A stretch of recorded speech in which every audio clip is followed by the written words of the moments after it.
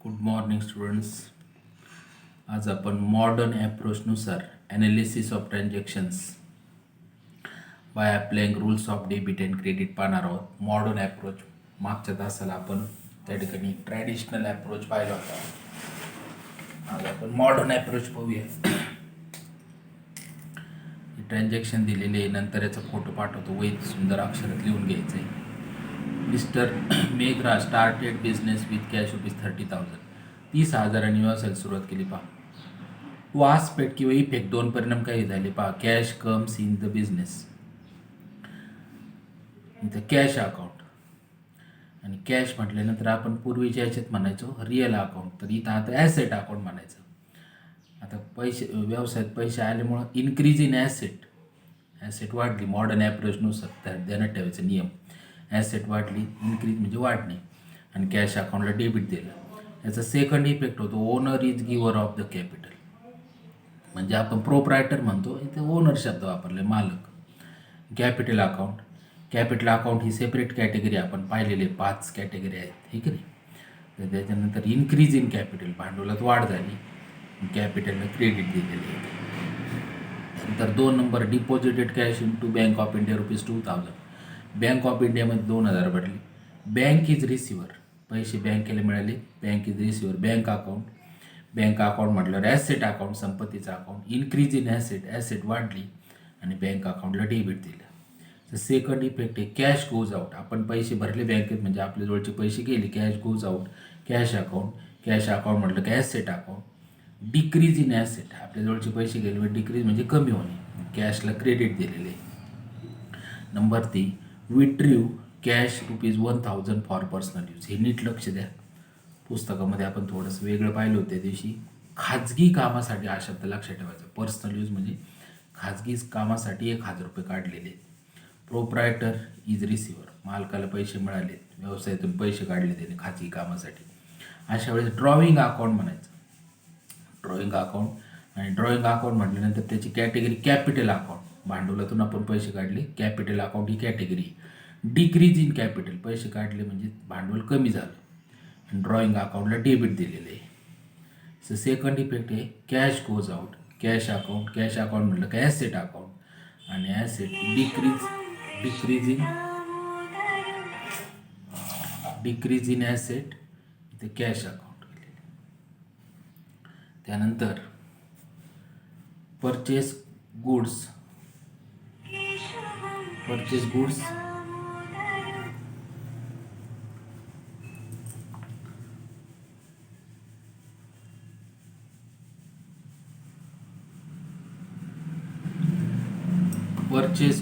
On credit from Nilesh ₹2,000. Purchases is an expenses, खरेदीचं खर्च आहे. परचेसेस अकाउंट आहे, परचेस अकाउंट म्हणजे expenses account. Increase in expenses, खर्च वाढले, परचेस अकाउंटला डेबिट दिले. त्यानंतर निलेश इज गिवर, निलेश देणार आहे, निलेश अकाउंट. त्यानंतर उधारीने माल घेतलेला लायबिलिटी अकाउंट, लायबिलिटी वाढलेली म्हणजेच इन्क्रीज इन लायबिलिटी वाढली, निलेश अकाउंटला क्रेडिट दिलेले. त्यानंतर 5 नंबरचा आहे पहा, कॅश परचेसेस ₹3,000, रोख खरेदी केली. पहा, परचेसेस इज अन एक्सपेन्सेस, खरेदीचा खर्च आहे. परचेसेस अकाउंट म्हटलं की एक्सपेन्सेस अकाउंट कॅटेगरीमध्ये टाकायचं. इन्क्रीज इन एक्सपेन्सेस, खर्चात वाढ झाली, परचेसेस अकाउंटला डेबिट दिलं. याचं second effect cash goes out, पैसे गेलेले आहेत, रोख खरेदी केली. कॅश अकाउंट म्हटलं की ॲसेट अकाउंट, संपत्तीचं अकाउंट. डिक्रीज इन ॲसेटची किंमत कमी झाली, कॅशला क्रेडिट दिलेलं आहे. त्यानंतर पेड वेजेस ₹400, ₹400 मजुरीचा खर्च केला. वेजेस इज ॲन एक्सपेन्सेस, मजुरीचं खर्च आहे, वेजेस अकाउंट. त्यानंतर expenses account, increase in expenses, खर्च वाढलेले, वेजेस अकाउंटला डेबिट दिले. याचा second effect cash goes out, मजुरीच्या खर्चासाठी पैसे गेलेत. कॅश अकाउंट म्हटलं का संपत्तीचं asset account.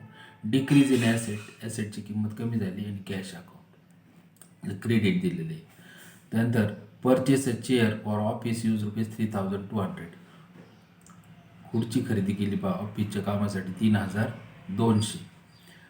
Furniture comes in, आपल्याकडे खुर्ची आली म्हणजे फर्निचर कम्स इन म्हणायचं. फर्निचर अकाउंट, ॲसेट अकाउंट, संपत्तीचे इन्क्रीज इन ॲसेट अकाउंट, ॲसेटची किंमत वाढली, फर्निचर अकाउंटला डेबिट. कॅश गोज आउट, पैसे गेलेत, कॅश अकाउंट. कॅश अकाउंट म्हणजे asset account. Decrease in asset, ॲसेटची किंमत कमी झाली, कॅश अकाउंटला क्रेडिट दिलं. त्यानंतर sold goods to Mohan worth ₹1200. ₹1200 माल विकलेला आहे पहा मोहनला. मोहन इज रिसिव्हर, माल कोणाला मिळाला? मोहनला. Mohan is receiver. Mohan account, मोहनचं अकाउंट म्हटल्यानंतर कॅटेगरीमध्ये टाकले त्यांनी, ॲसेट अकाउंटमध्ये टाकले मोहनचे asset. Increase in asset, asset वाढली आणि मोहन अकाउंटला डेबिट केलं. याचा सेकंड इफेक्ट आहे सेल्स इज अन इन्कम, माल विकला, विक्री उत्पन्न आहे, sales account. Income account, increase in income, उत्पन्नात वाढ झाली आणि सेल्स अकाउंटला क्रेडिट दिलेलं आहे. त्यानंतर विड्रीव cash for office use ₹3000 from bank, बँकेतून पैसे काढले पहा ऑफिसच्या कामासाठी. कॅश कम्स इन, पैसे आले, कॅश अकाउंट. कॅश अकाउंट म्हटल्यावर asset account. Increase in asset, asset वाढली, कॅश अकाउंटला डेबिट. त्याचं सेकंड इफेक्ट आहे बँक इज गिवर, बँकेने पैसे दिले. बँक अकाउंट, बँक अकाउंट म्हटलं की ॲसेट अकाउंट, संपत्तीचं अकाउंट. डिक्रीज इन ॲसेट, बँकेतले पैसे कमी झाले, त्यानंतर बँकेला क्रेडिट दिलेले. त्यानंतर सोल्ड ओल्ड फर्निचर ऑफ ₹9,000, 9,000चं फर्निचर विकलं पहा, पैसे आलेत, cash comes in, cash account. Cash account म्हटलं की asset account. Increase in asset, ॲसेटची किंमत वाढली, कॅश अकाउंटला डेबिट दिलं. तर सेकंड इफेक्ट आहे फर्निचर गोज आउट, फर्निचर विकलं. फर्निचर अकाउंट, फर्निचर अकाउंट म्हणजे asset account. Decrease in asset, ॲसेटची किंमत कमी झाली, फर्निचरला क्रेडिट दिलं. त्यानंतर 11 नंबर आहे रिसिव्ड डिव्हिडंड ऑफ ₹1000, लाभ अंशाचे 1000 मिळाले. Bank is receiver, bank is receiver, बँकेला